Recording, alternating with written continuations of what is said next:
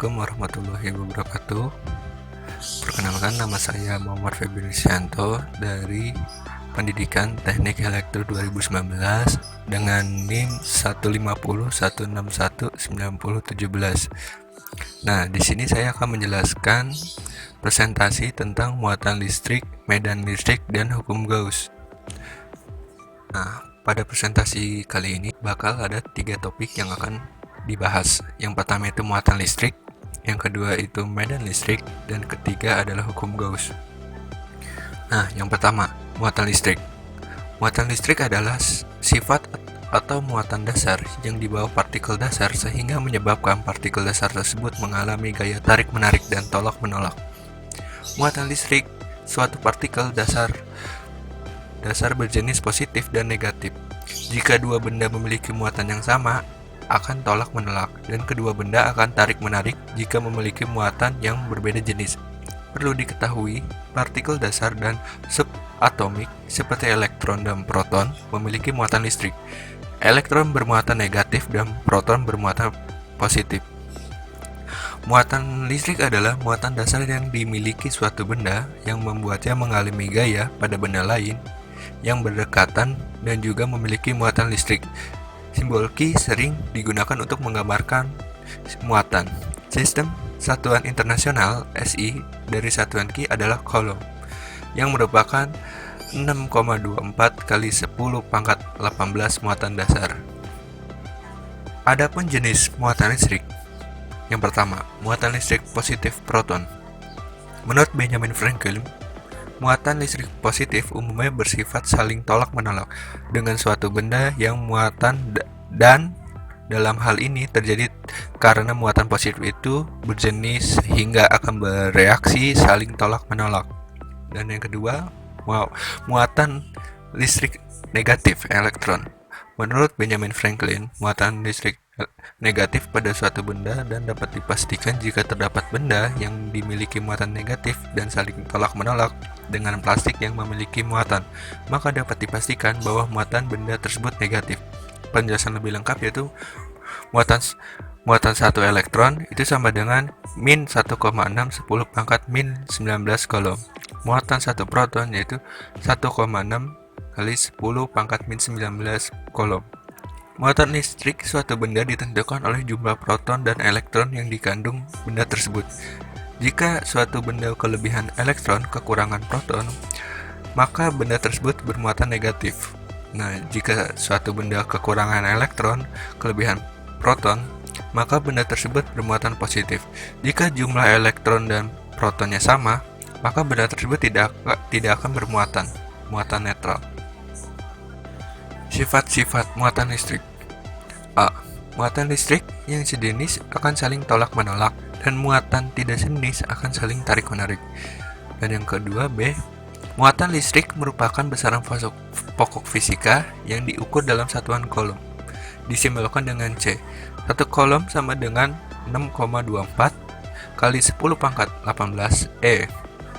E itu adalah muatan proton, sehingga muatan yang dikandung oleh proton adalah 1,602 kali 10 pangkat min 19 Coulomb.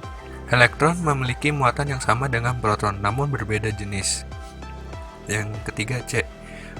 Muatan listrik memiliki hukum kekekalan muatan gaya yang ditimbulkan dua muatan memiliki karakter yang sama seperti gaya gravitasi yang ditimbulkan dua buah benda dengan massa tertentu.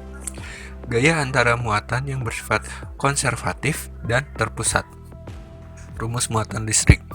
Rumus yang berlaku dalam muatan listrik adalah rumus yang dimatematiskan dari hukum Coulomb. Hukum Coulomb ditemukan oleh Charles Augustin de Coulomb pada akhir abad ke-18. Bunyi hukum Coulomb yaitu gaya tarik-menarik atau gaya tolak-menolak antara dua muatan listrik sebanding dengan muatan-muatannya dan berbanding terbalik dengan kuadrat jarak yang memisahkan kedua muatan tersebut. Maka secara sistematis dirumuskan dengan seperti itu, dengan keterangan F sama dengan gaya tarik-menarik menolak, Q muatan listrik, R jarak, dan K konstanta. Nah, dalam vakum nilai R adalah 1, sedangkan udara adalah 1,006. Dengan demikian, gaya Coulomb dalam medium rumusnya yaitu seperti berikut.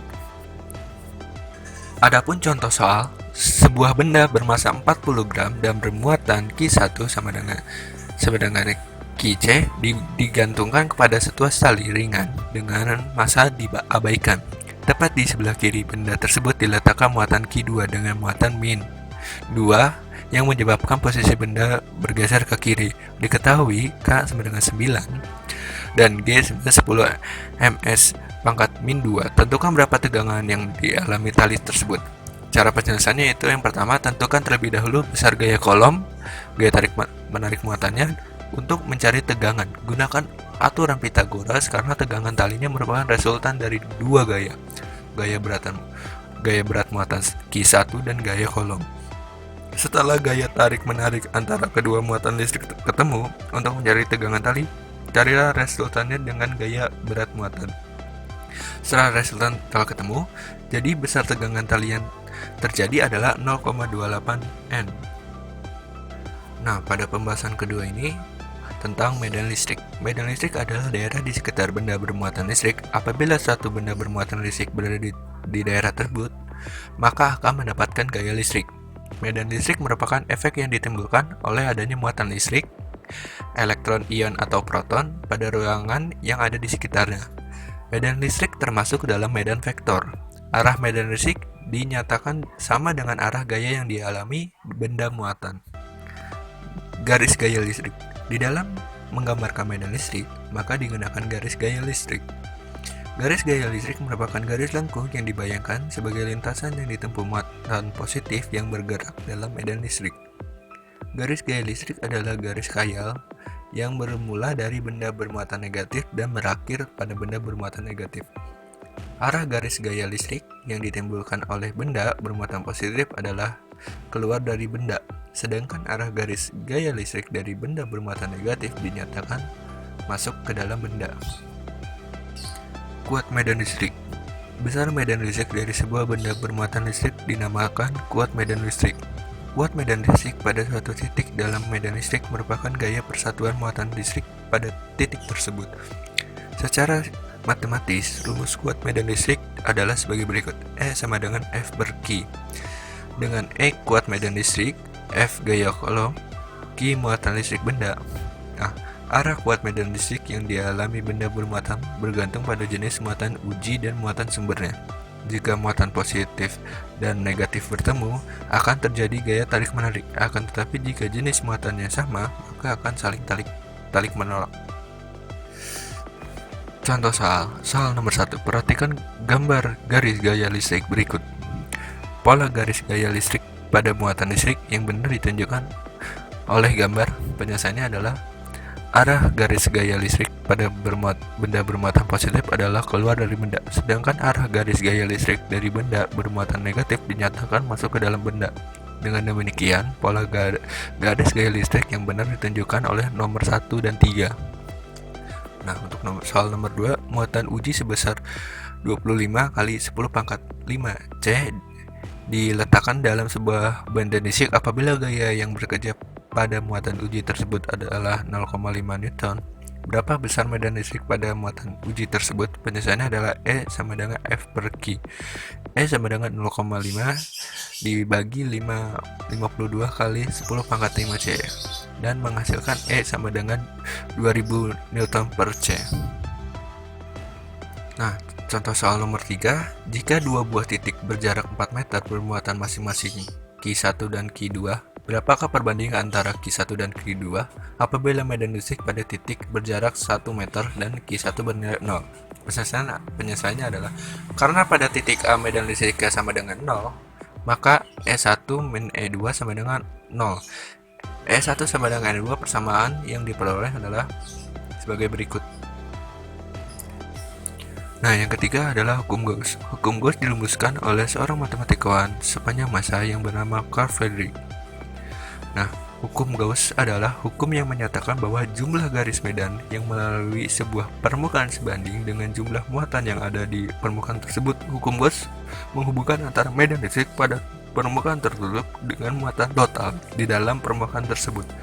Hukum Gauss yaitu hukum yang digunakan untuk menentukan besarannya sebuah flux listrik melalui sebuah bidang. Hukum Gauss menyebutkan bahwa besar flux listrik yang melewati sebuah bidang akan berbanding lurus dengan kuat medan listrik yang menembus bidang, area bidang, dan kosinus sudut dibentuk flux terhadap garis normal. Bunyi hukum Gauss yaitu hukum flux listrik total yang melalui sembarang permukaan tertutup, sebuah permukaan yang mencakup volume tertentu, sebanding dengan muatan listrik atau netonya total di dalam permukaan tersebut.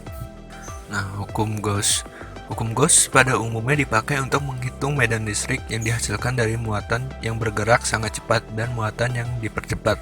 Hukum Gauss bisa dipergunakan untuk menghitung medan listrik dari sistem yang dimiliki kesimetrian yang tinggi, misalnya simetri silinder, bola, ataupun kotak.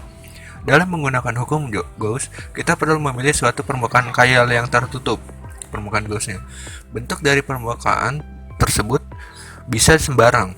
Hukum Gauss itu dasarnya pada konsep garis-garis medan listrik yang memiliki arah atau anak panah seperti dalam gambar berikut.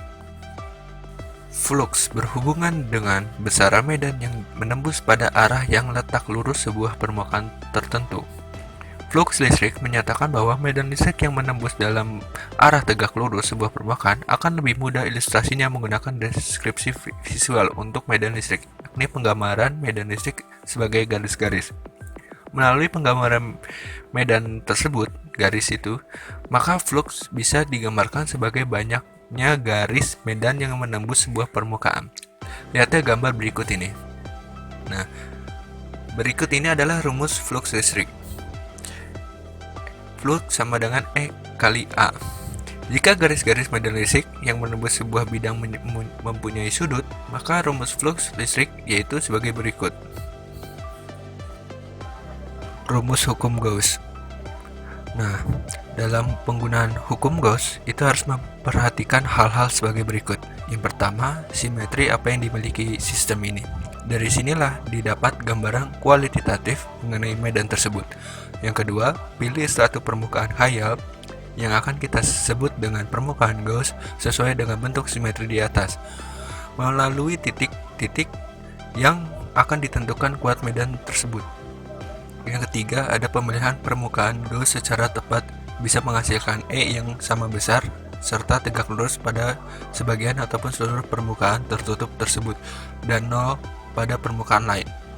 Nah, adapun macam-macam rumus hukum Gauss. Hukum Gauss pada permukaan tertutup. Yang kedua, hukum Gauss pada permukaan bola. Nah, selanjutnya hukum Gauss di sekitar bidang permukaan. Dan selanjutnya hukum Gauss di sekitar kawat bermuatan merata. Nah, untuk selanjutnya ada hukum Gauss pada bola bermuatan. Dan selanjutnya ada juga hukum Gauss pada bidang bermuatan. Sekian dari video ini tentang muatan listrik, medan listrik, dan hukum Gauss. Keep you enjoy and peace.